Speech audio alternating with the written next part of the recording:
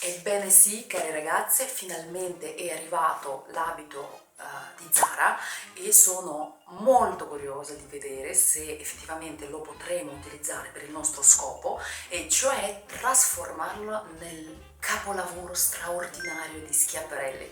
Adesso lo apriamo insieme e vediamo. A prima vista non sembra male, sapete? Ok, l'abito, siamo intanto qua e le scarpe dell'abito. Toccando il tessuto dell'abito dal vivo, devo dire che è meglio di quanto sperassi, perché ha la struttura giusta per reggere tutto il peso del ricamo, e anche le scarpine sono fantastiche. Però si dice che la fortuna è cieca, ma la sfortuna ci vede benissimo. Ecco, è rientrata giusto 2 giorni o un giorno dopo che ho acquistato l'abito sul sito Zara per controllare una misura, e l'abito che ho acquistato a pieno prezzo era in saldo, praticamente a metà prezzo.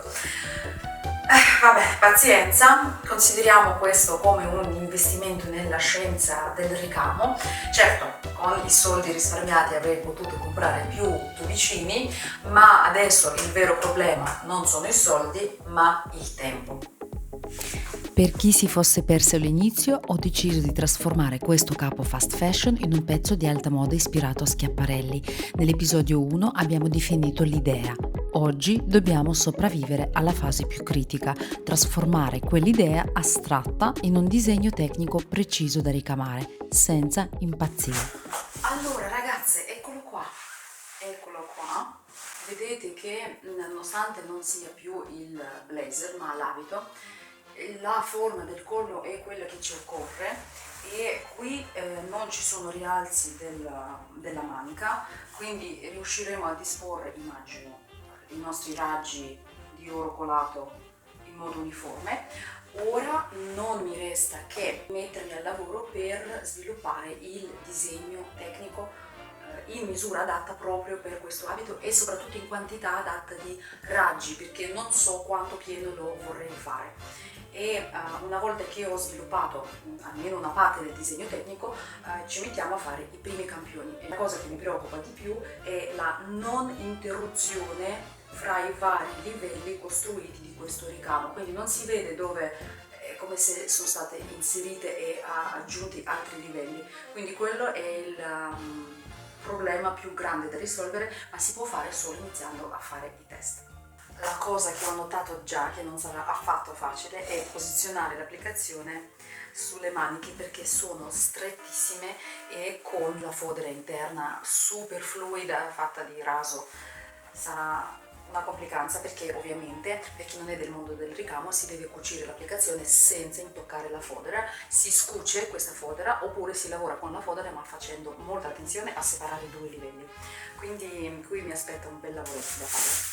Inizialmente volevo lavorare su Photoshop con le foto, ma ho cancellato l'idea perché ho visto che non riesco a far combaciare la foto originale con la proporzione in come è messo l'abito da dritto, questo abito qua Zara, e allora ho deciso, procedo direttamente sul manichino e improvviso, mi guido dalle immagini un po' improvviso per creare queste incollature di oro. Iniziamo. Ho iniziato il lavoro, ma qui mi sono scontrata con un altro limite, e cioè il mio. Io sono una ricamatrice, non un'illustratrice professionista.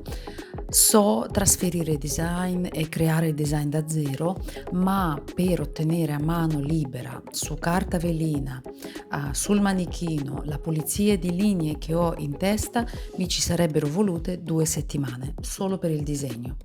Ho provato, ho cancellato, ho riprovato, ma ho capito che mi stavo impantanando.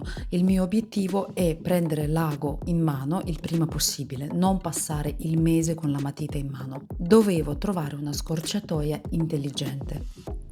Così ho fatto una scelta moderna, forse controversa per qualcuno. Ho chiesto aiuto all'intelligenza artificiale.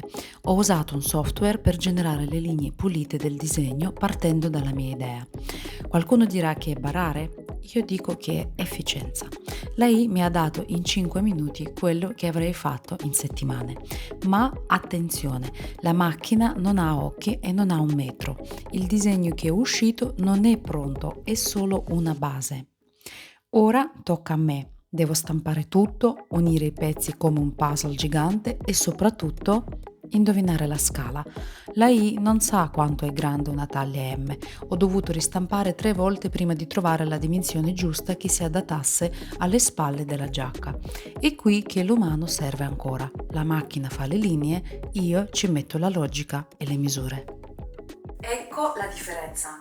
La I mi ha dato lo scheletro, ma io lo sto vestendo. Sto correggendo le curve che non si adattano, sto terminando le aree che non ha potuto ovviamente elaborare per terminare il disegno di ricamo.